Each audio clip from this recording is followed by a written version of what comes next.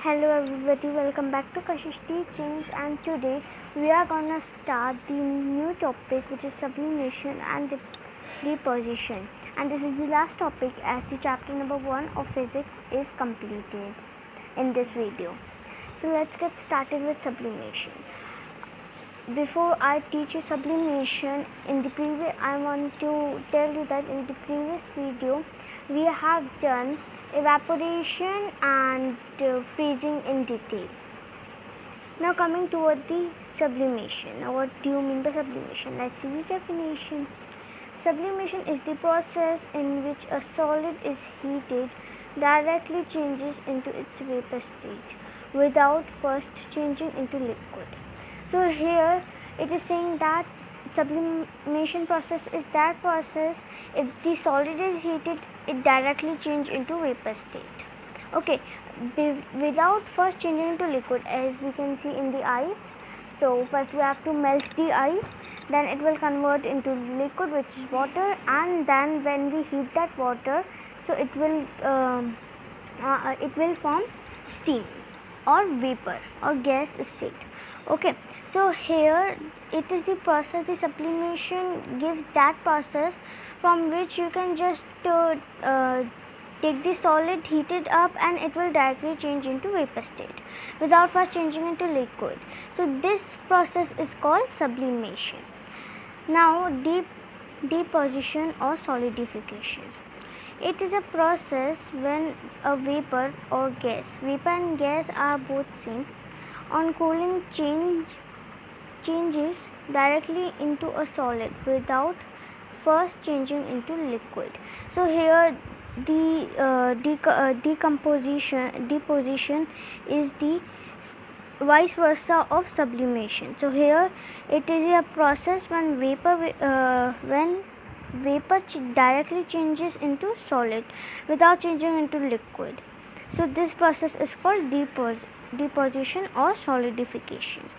So this we have done the sublimation and deposition was our last topic.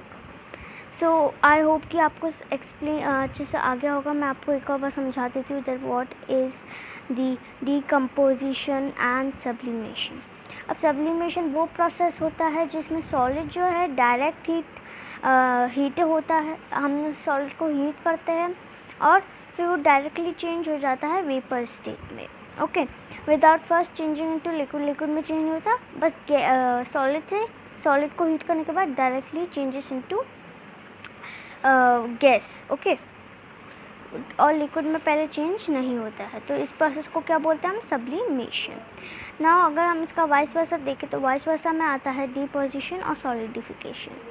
It is a process when a vapour और gas on cooling changes directly into solid without first changing into liquid. This process is called deposition. इसका vice versa means कि यहाँ पे क्या होगा, जो vapour था जो कन्वर्ट हुआ था सॉलिड से वेपर में कन्वर्ट हुआ था, वही वेपर वापस से कूलिंग जब होगी उसको तो वो सॉलिड में चेंज हो जाएगा और लिक्विड में चेंज नहीं होगा, वो पहले डायरेक्ट सॉलिड में हो जाएगा. इसी प्रोसेस को बोलते हैं हम डिपोजिशन या फिर solidification. Coming to the next, देखिए आप, अगर सॉलिड से वेपर में जाता है, ठीक है, तो इसको बोलते हैं सब्लिमेशन. ऑन हीटिंग, यहाँ पे क्या हो रहा है, हीट जो है एब्जॉर्ब हो रहा है, राइट, एब्जॉर्ब हो रहा है यहाँ पे हीट. तो इस प्रोसेस को क्या बोलते हैं? सब्लिमेशन. सॉलिड जो है वेपर में चेंज हो रहा है जिसमें हीट जो है एब्जॉर्ब हो रही है.